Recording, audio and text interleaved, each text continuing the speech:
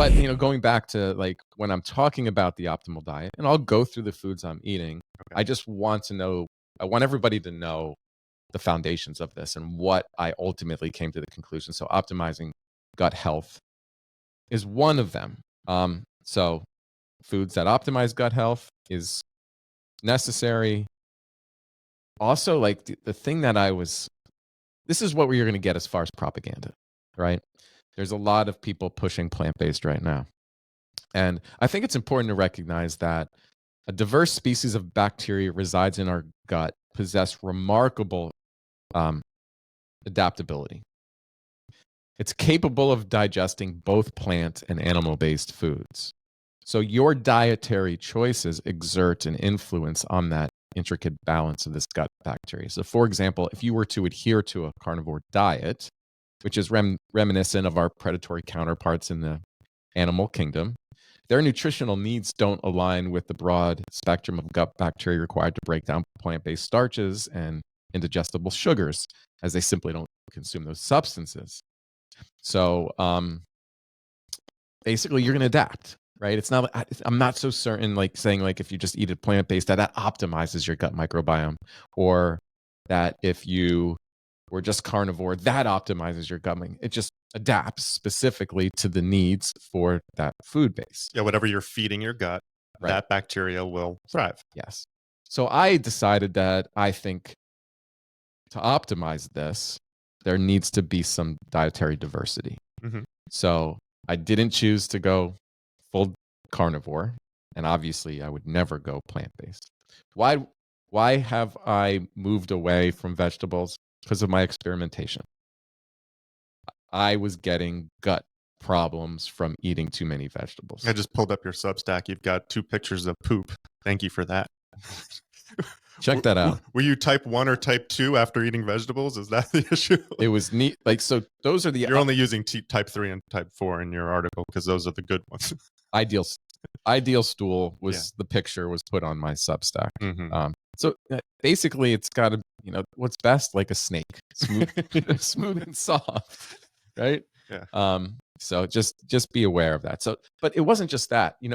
This is the weird story about how we adapt to a new normal. I would have this. This is probably back in 2013, 14, 15. I'd have this huge salad for lunch because I'm trying to eat more vegetables, right? And so my afternoon, I'd be like, oh, like gurgle belly, bent over, and you're so brainwashed. You think like, well, that's just the fiber. And I just got to be able to, tough it out because this is what's best for me. Yeah. Right.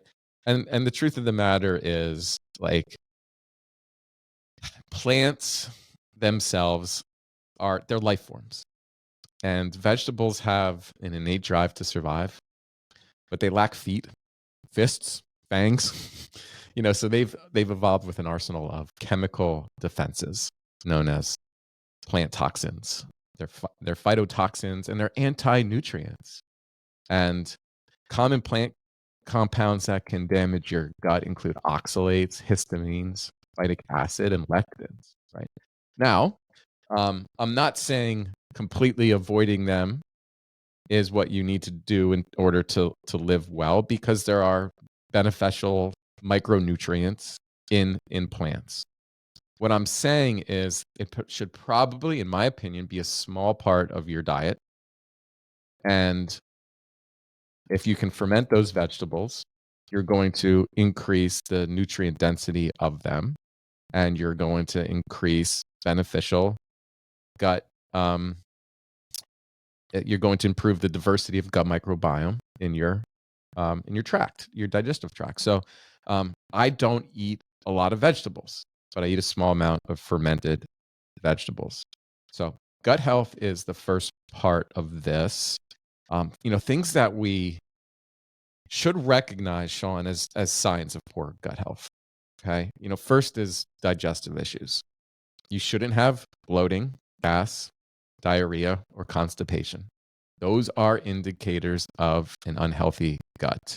One study suggested that imbalances in gut bacteria called dysbiosis play a development in IBS, which is irritable bowel syndrome for some people. And a healthy gut is absolutely necessary to be able to overcome that condition, which for some people, it is absolutely debilitating. And so you should know that you should have a bowel movement 1 to 2 times daily, well formed, easy to pass. Okay. Other things that would be indicated that you're having potentially poor gut health is certain food intolerances. And again, that's the thing that has to be figured out through trying new foods and then monitoring yourself, eliminating others, right? If you experience this discomfort from consuming certain foods, it may suggest an issue with your gut. I've traditionally loved dairy. And now that I learned more about the pasteurization process and how this could be harmful to us, I eliminated pasteurized dairy and I brought in raw dairy, and it improved my gut health. Okay. So that's just something that's important to know. Unintended weight changes. Your microbiome may also impact the production of hunger hormones such as ghrelin, which affect how you whether you feel full or not. Satiates you. Yeah. It's because it can increase gut microbiome, inflammatory markers, which may lead to metabolic illness. Fatigue, sleep disturbances can be related to gut health.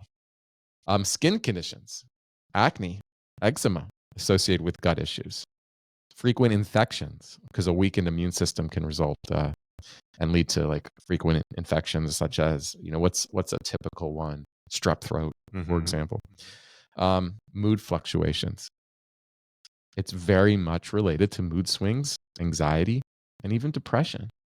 So tell me, why is that not a frontline evaluation and treatment for people who are struggling with anxiety and mood, autoimmune disorders, and of course, I mentioned chronic inflammation? So I think there's power in fermented foods and drinks. As I mentioned earlier, kefir it's a fermented drink that's traditionally made with cow's or goat milk. You can get it raw, obviously much, much better. And it's really easy to make at home, and that's what I'm doing right now. Sean's making his sourdough bread. I'm making my raw milk kefir that you have to first activate with kefir grains. And they're colonies of yeast and lactic acid bacteria. They're left to multiply and ferment over 24 hours with kefir. So it's filled with probiotics. Contains up to 61 different bacteria and yeast strains, which they're fantastic for microorganisms. So are you at the point where you're able to consume yet, or are you still feeding and nurturing and feeding and nurturing? No, I've been consuming them. Okay. Previously, I was drinking kefir that was from grass-fed milk, but it was still pasteurized. So and you were buying at a local store, stuff like that. Yeah. My problem that I've been running into is that the kefir grains, they would eat off the pasteurized milk, and that's how they became activated. I had to introduce the raw milk into it. And so once I had 50% raw milk, 50% of the pasteurized milk, I felt like it had a nice consistency. And when I went all raw milk, it shocked it. It's just not becoming as thick as I want. So I've added prebiotics to it, which is another, because I'll feed off the prebiotics. So I think it is really important to look at, how we can fuel this with the foods we're eating. Now you're doing the sourdough. There's a bit of history with sourdough. And when you look at the grains and everything like that, that's where the diversity comes in. So I was reading, when you start doing things like this and watching videos and reading articles, then, Apple News has this way of just sending you more articles of the things you're reading. Yeah. And there was just recently a study about when you feed your starter, which flour has the greatest diversity. And, I was feeding, whole wheat flour or bread flour.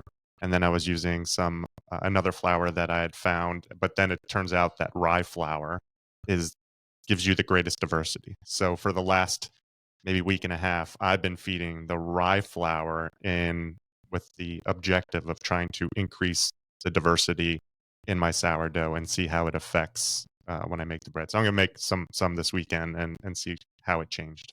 It's fun. Yeah. You can get into it. Yeah, I think it's cool to be able to do stuff like that and to be more self-sufficient. Hmm. I think that's important too.